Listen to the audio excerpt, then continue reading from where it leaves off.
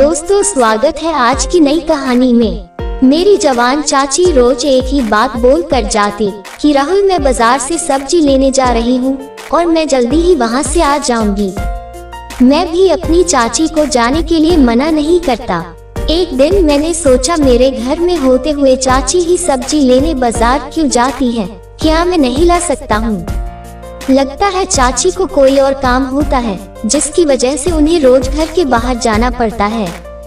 मैंने सोचा आज चाची मुझसे कह कर जाएंगी तो मैं उनका पीछा करके देखता हूँ कि आखिर ऐसा क्या काम करती है।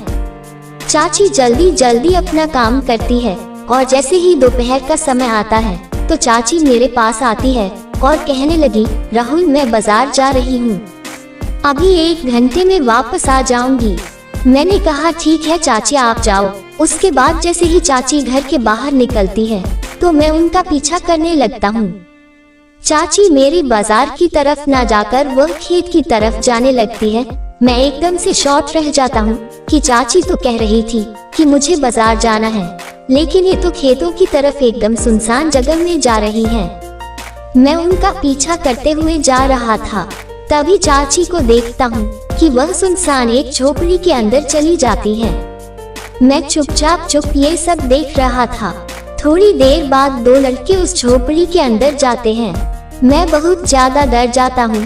फिर मैं झोपड़ी के बिल्कुल पास जाता हूँ तो मेरी चाची के मुंह से हल्की हल्की आवाज आ रही थी। मुझे कुछ समझ नहीं आ रहा था कि अंदर क्या हो रहा है। उसके बाद मैं अपने घर आ गया। घर में मेरे अलावा कोई भी नहीं रहता है।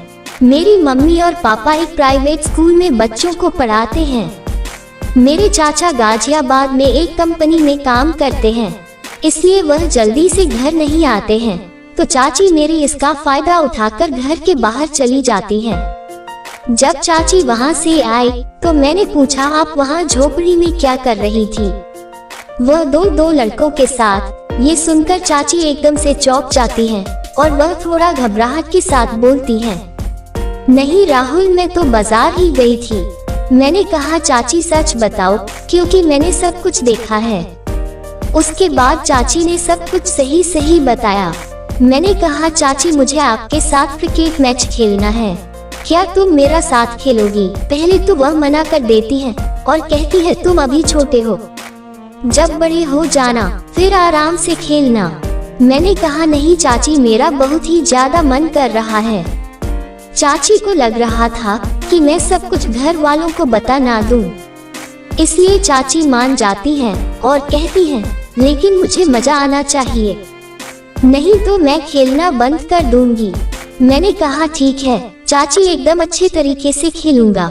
चाची बोली, ठीक है, और रात को मेरे कमरे में आ जाना, हम लोग रात में ही सही से क्रिकेट खेलेंगे। मैं बहुत खुश था और बस रात का इंतजार करने लगता हूँ। शाम को चाची ने खाना बनाया और मम्मी पापा और मैं साथ में खाना खा रहे थे। तभी चाचा का फोन आया और चाची बात करने लगी। मम्मी पापा खाना खाकर अपने कमरे में चले गए और चाची भी खाना खाने लगी। उसके बाद चाची ने बर्तन धुले और मुझे भी अपने कमरे में आने को कहा। मैं बहुत खुश था और पहले से ही इंतजाम कर रहा था। जब 10 बज गया तो मैं चाची के कमरे में गया।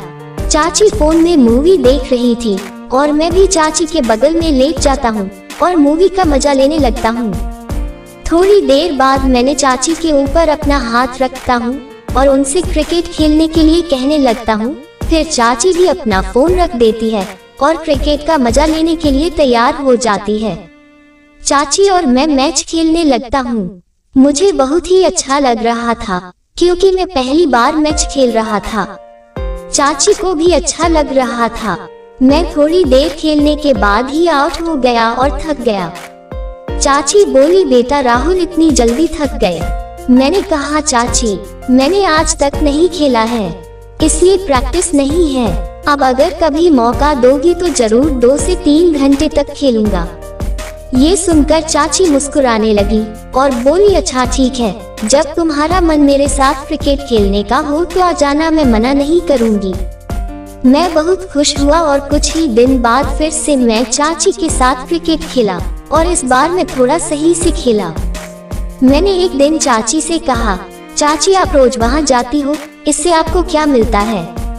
चाची ने बताया कि वह जो झोपड़ी में 2 लड़के आते हैं वह गांव में नहीं आ सकते हैं, क्योंकि उन्होंने एक लड़की को यहाँ से, इसलिए वह नहीं आते हैं। और मैं उनसे मिलने इसलिए जाती हूँ क्योंकि वह मेरे चाचा के लड़के हैं और वह अपने खेतों में सब्जी उगाते हैं और सब्जी को उसी झोपड़ी में रख देते हैं।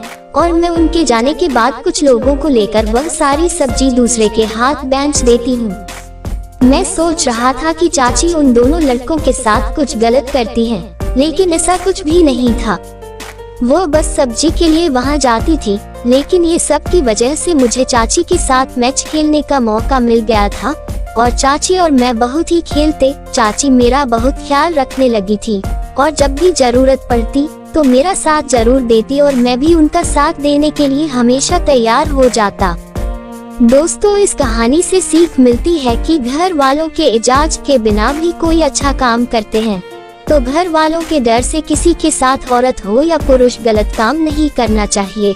दोस्तों, कहानी पसंद आए हो तो मेरे चैनल को लाइक, शेयर और सब्सक्राइब जरूर कर लें और बेल आइकॉन को ऑन कर लें, जिससे मेरी अगली वीडियो का नोटिफिकेशन आपको सबसे पहले मिले।